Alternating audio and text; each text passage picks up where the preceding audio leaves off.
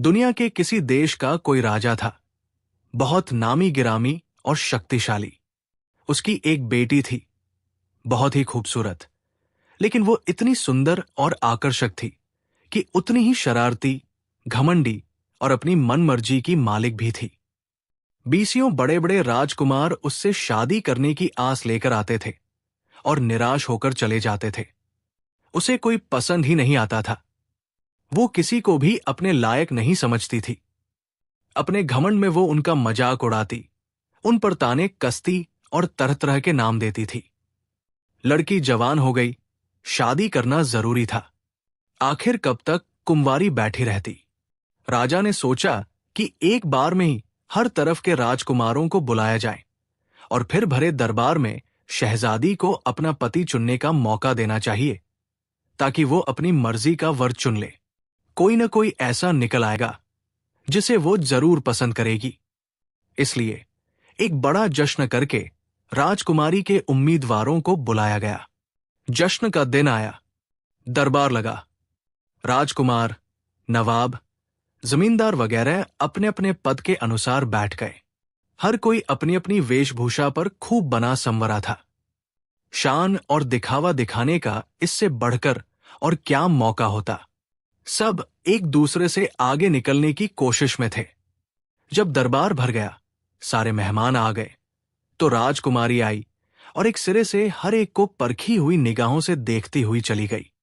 राजा हो या आम आदमी, अमीर हो या गरीब, सब एक ही माता पिता आदम और हव्वा की संतान है। जैसी भगवान ने सूरतें बनाई, वैसी ही तो होंगी। हर तरह की शक्लें थी। काले भी थे, गोरे भी थे, लंबे भी, छोटे भी, मोटे भी और पतले भी। अपने अपने स्वभाव के अनुसार किसी की दाढ़ी थी, कोई दाढ़ी मुंडवाए हुए था। किसी को क्या अधिकार है? जैसा देश का रिवाज और जैसा जिसे भगवान ने बना दिया। लेकिन राजकुमारी उस समय भी बाज नहीं आई। उसे इतना भी ध्यान नहीं आया कि भरे दरबार में तो अपनी जुबान को रोक कर रखे, ताने कसकर यहां तो किसी का दिल न दुखाए। वो जिसके पास से गुजरती मजाक उड़ाने लगती, किसी को भद्दी सूरत वाला बताती, किसी को पतला दुबला, किसी को दुबला पतला, किसी को उल्टा सीधा नाम देती, किसी पर बंदर के मुखड़े का ताना कसती, तो किसी पर किसी और जानवर का। एक के बाल घुंघराले थे, उन्हें छोटी मुर्गी बना दिया। एक का चेहरा गोल था, उसे गोल आलू कह दिया। एक की कमर थोड़ी झुकी हुई थी, उस पर टेढ़ी कमान का तीर मारा। दूसरे को तनकर खड़ा देखकर बोली, ये सूखा हुआ पेड़ कहां से आ गया? संक्षेप में इस तरह हर एक को कुछ न कुछ कहती और बुरे बुरे चिढ़ाने वाले नाम रखती। एक सबसे बड़े राजकुमार के पास पहुंची तो खूब हंसते हंसते लोटपोट हो गई। उस राजकुमार के दाढ़ी थी, घनी और लंबी। वो अपने साथ वालों से कहने लगी, जरा इधर तो देखो, ये मक्खियां उड़ाने की झारी कैसी लटक रही है। मक्खियां तो खूब आती होंगी। ये खासा दाढ़ी वाला पहाड़ी बकरा है। अरे बकरा नहीं तो मैं इसे रेशेदार जरूर कहूंगी। राजकुमारी की कही हुई बात उस बेचारे राजकुमार पर ऐसी लगी कि उस दिन से उसका नाम ही रेशेदार मशहूर हो गया। मगर राजकुमारी की ये बात उसके दिल में कांटे की तरह चुभ गई। उसने बहुत दुख सहा। अंदर ही अंदर गुस्सा और अपमान सहता हुआ वापस अपने देश में चला गया।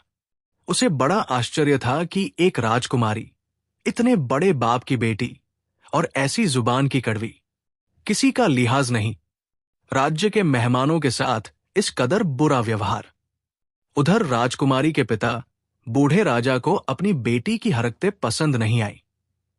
वो सहम गया। बेटी से तो कुछ कहा नहीं, लेकिन दिल में तय कर लिया, कसम खा ली कि अब उसकी सजा यह है कि जो पहला भिखारी मेरे दरवाजे पर आएगा, उसी के साथ इसकी शादी कर दूंगा, चाहे ये राजी हो या न हो। 2 दिन के बाद एक चलता फिरता सारंगी बजाकर भीख मांगने वाला भिखारी झोपड़ी पर आ गया और महल के झरोखे के नीचे खड़े होकर अपनी सारंगी बजाने लगा और गाना गाकर भिखारियों की तरह आवाज लगाने लगा। राजाओं के दरबार से कुछ गरीबों का भी भला हो जाएगा। राजा पहले तो समझा था कि कोई राहगीर या गाने वाला होगा। ये आवाज सुनकर हुक्म दिया, अंदर बुलाओ। भिखारी अंदर आया तो निहायत फटेहाल, परेशान, दाढ़ी और सर के बाल उलझे हुए, भयानक सूरत, टूटी हुई सारंगी हाथ में। राजा ने कहा, ये क्या है? भिखारी ने कहा, माई, ये भीख मांगने का बर्तन। राजा ने कहा, तुम इसे बजाते हो? वो कहने लगा, बजाना क्या, इसी के सहारे तो पेट भरता हूं। राजा ने कहा, अच्छा, कुछ सुनाओ तो सही। भिखारी ने राजा की बड़ाई की और राजा के सामने कई गीत बजाए और दुआएं देने लगा कि राजपाट सलामत रहे, भिखारी की झोली भर दे। राजा ने कहा, साईं, तुमने ऐसी अच्छी सारंगी बजाई कि जो लोगे मैं तुम्हारा झोला भर दूंगा। ऐसी चीज देता हूं जो तुमने कभी ख्वाब में भी न देखी होगी। लो, अपना हाथ फैलाओ। मैंने अपनी बेटी तुम्हें दी। सारे महल के लोग हैरान कि राजा को क्या हो गया। राजा की ये बात सुनकर राजकुमारी भी वहां पर जो थी, उस पर तो जैसे बिजली गिर पड़ी। लाख मिन्नतें की, राजा के पांवों पर सर रखा, माफी मांगी। दूसरी बेगमों और रिश्तेदारों ने भी हजार तरह से उनकी मिन्नतें की, अर्ज की, लेकिन न राजकुमारी के आंसुओं ने राजा के दिल को पिघलाया, न दूसरों के कहने सुनने का उस पर कुछ असर हुआ। बहुत ज्यादा शोर मचा तो राजा ने सबको डांट दिया और राजकुमारी से कहा, मैंने तेरी बुरी आदतों और हरकतों से तंग आकर तय किया था कि आज के बाद जो पहला भिखारी मेरे दरवाजे पर आएगा या मेरे सामने आएगा, उसके साथ तेरी शादी कर दूंगा। इसलिए ये पहला भिखारी है और मैं अपना वादा पूरा करूंगा। उसी वक्त देश के रिवाज के अनुसार पंडित, काजी, पादरी या जो कोई भी शादी की मुहर लगाने वाला था, तलब किया गया और राजा ने राजकुमारी का विवाह उस भिखारी के साथ कर दिया। जब वे कबूल, फेरे, जो कुछ भी उनके धर्म के अनुसार था, उससे फुर्सत मिली और राजकुमारी बाकायदा भिखारी की पत्नी हो गई, तो राजा ने बेटी से कहा, बेटी, अब तैयार हो जा। अब तू पराया धन है, यहां तेरे रहने का काम नहीं।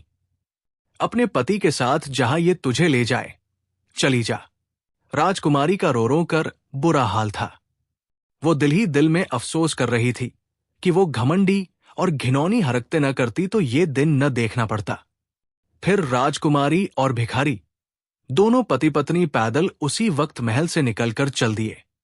राजा की बेटी और एक भिखारी के साथ जूते चटकाती, धूल फांकती चली जा रही थी। सच है, घमंड का सिर नीचा। धूल में चलते चलते वो थोड़ी देर में एक घने जंगल से गुजरी। वो सहसा ठिठक गई और पूछने लगी, ये जंगल किसका है?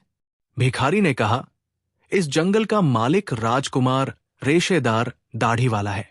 अगर तुम उसे कबूल कर लेती तो आज यहां की मलिका होती और जिधर चाहे घूमती फिरती। लेकिन अब कौन बैठेगा? राजकुमारी ठंडी सांस लेकर बोली, मेरे नसीब फूट गए थे। काश मैं फुसफुसाकर दाढ़ी वाले राजकुमार से शादी कर लेती तो यूं ठोकरें न खाती, यूं घर से इधर उधर न होती, महल से निकलकर सड़कों पर न पहुंचती। भिखारी बेचारा चुप हो गया। आगे चले और ऐसी जगह पहुंचे जहां खेती हो रही थी। कुछ पशु चर रहे थे और चारों तरफ दूर दूर तक सब हरा भरा था। राजकुमारी ने भिखारी से पूछा, ये किसका है? भिखारी ने कहा, ये सारे लहराते हुए खेत, पूरे खेत खलिहान उसी रेशेदार राजकुमार के राज में है। अगर तुम उससे शादी से इनकार न करती तो ये सब चीजें तुम्हारी होती। जिसको जी चाहता पानी पीती, फल खाती, फूल तोड़ती और जितने आदमी हैं तुम्हारी प्रजा होते। राजकुमारी ने आह भरकर कहा, मेरी तकदीर, मेरी किस्मत में लिखा ही ऐसा था। मुझे न जाने क्यों न उसका पल्ला पकड़ लिया। दाढ़ी वाला सही, राजकुमार तो था। अब वो एक बड़े शहर के पास पहुंचे। फसीलों के ऊपर से ऊंचे ऊंचे मकान नजर आ रहे थे।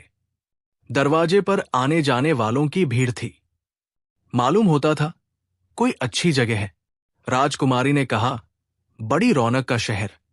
भिखारी ने कहा, हाँ, ये राजकुमार रेशेदार की राजधानी है। अगर तुम इसको अपना पति बना लेती तो इसके बराबर बैठकर यहां राज करती। राजकुमारी ने आह भरकर कहा, मुझसे ज्यादा बदकिस्मत कौन होगी। दोनों को धक्के देकर मेरी मति मारी गई थी। मैंने दूसरे राजकुमारों से मुंह फेर कर ये फल पाया है। भिखारी ने कहा, अब मेरे आगे पीछे रोना क्यों रोती हो?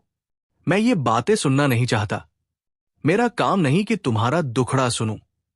जब मेरे साथ तुम्हारी शादी हो चुकी है तो मैं नहीं समझता कि धर्म के खिलाफ तुम दूसरे मर्द की किस लिए तारीफ करती हो। क्या मैं तुमको अच्छा मालूम नहीं होता? तुमने मुझ में क्या कमी देखी है? शहर के एक दरवाजे से होकर दूसरे दरवाजे के करीब दोनों एक छोटी सी झोपड़ी के सामने जाकर खड़े हो गए। राजकुमारी ने कहा, कैसी गंदी झोपड़ी है, टूटी फूटी भिखारियों की सी कुटिया है। ये मुर्गियों का डब्बा किसका है? भिखारी ने कहा, तुम्हारा घर यही तो है। पहले इस पर मैं अकेला रहता था, आज से हम दोनों पति पत्नी रहेंगे। राजकुमारी ने कहा, इसमें न कमरे हैं, न ऊपर के मकान, न बाग बगीचा। भिखारी ने कहा, कमरों, ऊपर के मकानों, बागों और बगीचों से हमें क्यों मतलब? इसी का गुजारा हो जाए तो बहुत है। राजकुमारी ने कहा, और तुम्हारे नौकर चाकर, दास दासिया कहाँ है? भिखारी ने कहा, हमारे हाथ पांव हमारे नौकर चाकर हैं, दास दासिया है। हमें इनके सिवा दूसरे सेवकों की क्या जरूरत है? राजकुमारी ने कहा, तो कामकाज कौन करेगा? भिखारी ने कहा, हमारे हाथ पांव। जो काम तुम्हारे हैं वो तुम्हें करने पड़ेंगे। पराया हाथ देखना कहा कि इंसानियत है? नीचे बैठो, आटा नहीं इधर मौजूद है। जाओ, सामने कुएं से पानी भरकर लाओ और खाना तैयार करो। मैं बहुत भूखा हूं। राजकुमारी भला आग सुलगाना, खाना पकाना क्या जानती थी? सिर्फ विटामिन खाकर बड़ी हुई थी। भिखारी के जोरजुल्म और मदद करने से जैसा भी उसे बुराबला आता था, उसने खाना पकाया। दाल कच्ची, रोटियां जली हुई। जितना खा सके खाकर दोनों सोने के लिए बिस्तर पर लेट गए। आधी रात से दो तो उसी तरह गुजर गई। राजकुमारी अभी नींद भरकर सोई भी न होगी कि भिखारी ने उसे जगाया और कहा, उठ, घर में झाड़ू फिर और पानी भरकर ला, मैं नहाऊंगा। सवेरे से हांडी चढ़ा दीजियो और देखो दाल टूटी हुई हो, रोटी कच्ची न रहे और नहीं जलने पाए। भगवान का दिया सिर पर। राजकुमारी को जिस तरह हो सका सारे काम करने पड़े। न करती तो क्या करती? कहा जाती। 2 दिन मुश्किल से गुजरे। इतने में घर के अंदर खाने पकाने का सामान खत्म हो गया। भिखारी पत्नी से बोला, पहले तो मैं अकेला था, भीख मांगकर भी पेट पाल लिया करता था, लेकिन अब हम 2 हो गए हैं। ये नहीं हो सकता कि मैं भीख मांगू और तुमसे भीख मंगवाऊंगा और खाली हाथ पर हाथ रखकर बैठे भी नहीं जा सकता। कब तक ये काम चलेगा? लगातार खर्च किए चले जाए और कमाई न हो। तुम्हें चाहिए टोकरियां बुनना शुरू कर दो। तो भिखारी जंगल जाकर पतली टहनियों का गट्ठर लाया और राजकुमारी के आगे डाल दिया। पड़ोस में टोकरी वाले रहते थे। उन्हें देख देखकर उस राजकुमारी बेचारी ने टोकरियां बुनना शुरू कर दी। मगर 2-4 ही रोज में उसके हाथों में छाले पड़ गए, उंगलियां जख्मी हो गई। भिखारी ने कहा, मैं देख रहा हूं कि काम तुम्हारे बस का नहीं है। तुम चरखा तो कातोगी, उससे तो आसानी के साथ चलेगी। राजकुमारी बेचारी चरखा लेकर बैठ गई। भिखारी ने रुकवा दिया। ये काम भला राजकुमारियों के करने के होते हैं? मुसीबत की मारी जो करती है, उनके दिल से पूछो कि चरखा कातना कितना मुश्किल है या आसान। रुई का कातना पहले तो आफत, फिर तकली का सीधा रखना, दोनों हाथ बराबर चले जाएं। अब कभी मार उतर जाती, कभी तकली झुक जाता, घड़ी घड़ी तार टूटते। एक पूनी भी पूरी नहीं करती थी कि उंगलियां छिल गई और उनमें से खून बहने लगा। फिर भिखारी ने तंग आकर कहा, मैं कुछ और समझा था। तुम तो बिल्कुल निकम्मी निकली, कोई काम तो नहीं कर सकती। तुमसे शादी करके मैंने खूब अच्छी कमाई की। अच्छा, अब कोई और धंधा निकालूंगा। ये तो होगा नहीं कि तुमको यूं ही बैठकर खिलाऊंगा। जाकर मिट्टी की हांडिया, सुराहिया, मटके, ढक्कन दूंगा। तुम बाजार में खड़े होकर उन्हें बेचना। राजकुमारी बेचारी ठंडी सांस लेकर बोली, अब मेरा ये लिखा पूरा करोगे। जब मैं बाजार में खड़ी होंगी, अगर मेरे बाप का कोई नौकर चाकर उधर निकल आया और मुझे इस तरह वहां पर बर्तन बेचते हुए देखा, तो वो क्या कहेगा? मेरा कितना मजाक बनेगा। भिखारी ने राजकुमारी के इस कहने और रोनी सूरत बनाने की जरा भी परवाह नहीं की। उसने कुछ सुना ही नहीं और कहने लगा, बस कल मैं ये सब सामान तुम्हें ला दूंगा, और अगर तुम्हें भूखा नहीं मरना तो सरे बाजार खड़े होकर बर्तन बेचने पड़ेंगे। सुबह ही भिखारी ने बर्तनों का ढेर लगा दिया। मोल भाव का सौदा था। राजकुमारी बेचारी दिल में अंदर ही अंदर रोती रही, गई और बर्तन लेकर बाजार में जाकर खड़ी हो गई। पहले तो दुकान पर भीड़ रही थी कि एक खूबसूरत जवान औरत को देखकर जो इधर से गुजरता खड़ा हो जाता। ऐसी अनोखी लड़की शहर में आ जाए और लोग उसे न देखें। पैसा बरसने लगा। जो दाम वो कहती, हर कोई बिना बहस के दे देता। मिट्टी के बर्तनों की खरीदारी कैसी, ये तो सब उसका सुंदर चेहरा देखने आते थे। शाम तक सारे बर्तन बिक गए। दूसरे दिन भिखारी और बहुत से बर्तन लाया। अब तो राजकुमारी ने बाजार के कोने में दुकान लगाकर बैठ गई थी।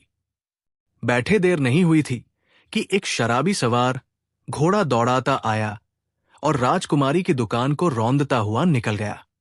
बर्तन टूटकर ठीकरा हो गए, पर एक भी सलामत न बचा। राजकुमारी ईंट का घर मिट्टी देखकर रोने लगी। रोने के सिवा और क्या करती? उसने क्या गुनाह किया था? उसके पास क्या इलाज था? कहने लगी, अब क्या होगा? देखिए मेरा क्या हाल होता है। वो क्या कहते हैं, भगवान ही है जो आज इज्जत बचाएगा। लेकिन वो टूटे हुए टुकड़ों पर बैठी कब तक आंसू बहाया करती। ढेर इकट्ठा किया और जो कुछ गुजरा भिखारी को सुना दिया।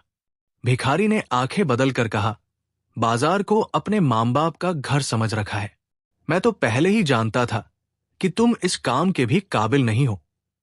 भला इससे ज्यादा बेवकूफी और क्या होगी कि बाजार के मोड़ पर दुकान लगाई, और दुकान भी लोहेल कड़ी की नहीं, मिट्टी के बर्तनों की, जो जरा सी ठेस लगने से चूर चूर हो जाएंगे। तुम ये नहीं जानती थी कि वहां हर किस्म के लोगों का आना जाना है। फिर इस रोने चीखने से कुछ फायदा नहीं। मालूम हो गया अब कि तुम इस किस्म का कोई काम करने के काबिल नहीं हो। अच्छा, मैं शाही महल जाता हूं। वहां पूछूंगा, पर शायद रसोई घर में किसी काम करने वाली की जरूरत हो। अगर कोई जगह खाली हुई और उन्होंने तुम्हें रख लिया तो रोटियों की कमी नहीं रहेगी। तुम रसोई घर की जूठन से पेट भर लेना और तुम्हारी तनख्वाह से मैं कुछ बचत करूंगा। भिखारी गया और थोड़ी देर में राजकुमारी को ले जाकर राजमहल में छोड़ आया। राजा की बेटी जूठन उठाने वाली बन गई और खाना पकाने वालों के हाथ के नीचे बुरे से बुरे और गंदे से गंदे काम करने लगी। रात को घर आने की इजाजत मिल जाती है और रसोई घर की दासियां तरस खाकर घर ले जाने के लिए उसे एक आदमी का पेट भरा हुआ खाना दे देती थी। इस तरह दोनों पति पत्नी का गुजारा होने लगा। राजमहल में रहते और रसोई घर की नौकरी करते 2-4 ही दिन हुए होंगे कि राजकुमारी ने सुना कि राजा का बड़ा लड़का दुल्हन लेने जा रहा है। उस महल के नीचे से बारात गुजरेगी। अमीर हो या गरीब, बूढ़ी हो या जवान औरतें, आमतौर पर दूल्हा को देखने की बहुत शौकीन होती है। राजकुमारी कान लगाए बैठी रही। जो ही बाजे गाने की आवाज आई, नगाड़े, तुरही सुनाई दिए। रसोई घर के बाहर की तरफ वाली खिड़की खोलकर खड़ी हुई और बारात का तमाशा देखने लगी। बड़ी धूमधाम थी, बड़ा गौरव था। सोने की अंबारियों वाले हाथी, 4 घोड़ों की बग्घियां, अमीर, वजीर, फौज के सरदार, मुख्य दरबारी, जमींदार वगैरह सुंदर पोशाकें पहने दूल्हा के साथ थे। राजकुमारी को यह ठाट बाट देखकर बहुत दुख हुआ। उसके दिल पर बड़ी चोट भी लगी। आंखों में आंसू भर आए। ठंडी ठंडी सांस लेकर आहें भरी। वो बोली, मैंने अपने हाथों से अपना नसीब खो दिया। अगर मैं घमंड न करती तो इस दुर्दशा को न पहुंचती, एक भिखारी के पल्ले न बंध जाती। इतने राजकुमार और नवाबजादे आए थे, उनमें से किसी एक को पसंद कर लेती। उस दाढ़ी वाले राजकुमार में आखिर क्या बुराई थी? सूरत शक्ल न सही, राजकुमार तो था। भिखारी के पल्ले दोनों पड़ती। महल में अनजानी दासियों की तरह दूसरों के आगे पीछे दोनों फिरती। मेरे घमंड ने मुझे नीचा दिखाया है, इसलिए आज मैं सबसे ज्यादा जलील हूं। जुलूस अभी महल के नीचे था कि रसोई घर की दुल्हन के वास्ते शादी का खाना था। आज उसे बहुत सारा काम दिया और कहा कि अब यहां कोई काम नहीं है, अपने घर जा और खा पी कर सवेरे से आना। राजकुमारी खाना लिए घर जाने के रास्ते से दरवाजे पर आई। दरवाजे पर पहुंची ही थी कि राजकुमार दूल्हा बना हुआ सामने आ गया, और उसने जो एक खूबसूरत औरत को देखा तो आंखों में नूर उतर आया। हाथ पकड़ लिया और कहने लगा, कहाँ चली गई? तुम मेरे साथ शादी के जलसे में शरीक नहीं होगी, तुमको मेरे पास बैठना पड़ेगा। राजकुमारी ने जो नजर उठाकर देखा तो दूल्हा रेशेदार राजकुमार था। वो डर के मारे थरथर कांपने लगी और हाथ छुड़ाकर भागना चाहा, लेकिन राजकुमार ने उसका हाथ नहीं छोड़ा, खूब मजबूत पकड़ लिया और उसे अंदर महल में ले गया। महल में पहुंचकर राजकुमारी के पांव लड़खड़ाए। सर से खाने की टोकरी गिर पड़ी और जो कुछ रसोई घर से लेकर आई थी वो सब फर्श पर बिखर गया। ऐसे मौकों पर देखने वाले को हंसी आती ही है। राजकुमार के साथ जो लोग थे बेतहाशा हंसने लगे और माहौल को जो कुछ देखा तो और भी तालियां बजा जाकर हंसने लगे। राजकुमारी पर हजारों घड़े पानी के पड़ गए। शर्म के मारे आंख नहीं उठती थी। बस नहीं चलता था कि जमीन फट जाए और वो उसमें समा जाए। आंख बचाकर भागी। अभी गुलामों के कमरे में ही थी कि रेशेदार ने फिर जा पकड़ा, वापस ले आया और कहने लगा, डरो नहीं, मुझसे भागती हो, मुझे पहचाना नहीं? राजकुमारी ने कहा, आप कौन हैं? राजकुमार ने मुस्कुराकर कहा, रेशेदार, ये तुम्हारा दिया हुआ खिताब है, मैं ही वो सारंगी वाला भिखारी हूं। तुम भूल गई कि मुझको तुमसे मोहब्बत थी। मैंने रूप बदला, इसलिए उसके सिवा तुम्हारे हाथ आने का कोई कारण न था। फिर मैंने जानबूझकर तुमको एक छोटी सी कुटिया में रखा, तुमसे अलग अलग दोग देने वाले काम लिए, और वो सवार भी मैं ही हूं जिसने तुम्हारी दुकान के सारे बर्तन तोड़ डाले थे। और अब तो मुझसे पूछो कि ऐसे बुरे बर्ताव मैंने तुम्हारे साथ भला क्यों किए? मैंने ये जितनी बातें तुम्हारे साथ की, महज तुम्हारे घमंड की बीमारी दूर होने की वजह से। मैं जानता था कि तुम मेरे राजपाट की हिस्सेदार बनो तो आदमी और इंसान बनकर तुम्हारा दिमाग बिल्कुल सही हो जाएगा। तुम अपनी सारी बुरी आदतें छोड़ दो। ये तुम्हारे हक में भगवान की तरफ से एक सजा मुकर्रर थी। तुम्हें सुधारने और तुम्हारी अकल ठिकाने पर लाने के लिए ये चंद दिन के कष्ट जरूरी थे। तुमने जो ताने दूसरों पर और मुझ पर उड़ाए थे और नफरत के बर्ताव किए थे, उसका नतीजा तुमको भुगतना चाहिए था। इसलिए तुम भट्टी में पड़कर कुंदन हो गई। झूठे घमंड का मुलम्मा उतर गया। तुमको अकेलापन, सारे बुद्धिमानों, सुंदरता और दौलत के तमाम घमंड जाते रहे, और भगवान की मेहरबानी से वक्त आ गया कि तुम मलिका कहलाओ और अपनी शादी के जलसे देखो। उसी वक्त महलों का प्रबंधक तोहफे खाने के सामान को लेकर हाजिर हुआ। बड़ी बड़ी थालियों में किस्म किस्म के जेवर और लिबास थे। सेविकाओं ने राजकुमारी को नहला धुलाकर सजाकर दुल्हन बना दिया। राजकुमार ने शादी के मां बाप और उसके 2 भाइयों को भी बुला रखा था। वे छिपने के कमरे से निकल आए। हर तरफ मुबारकबाद की धूम मच गई। खुशी के गाने बजने लगे और राजकुमारी फकीरनी से मलिका बन गई।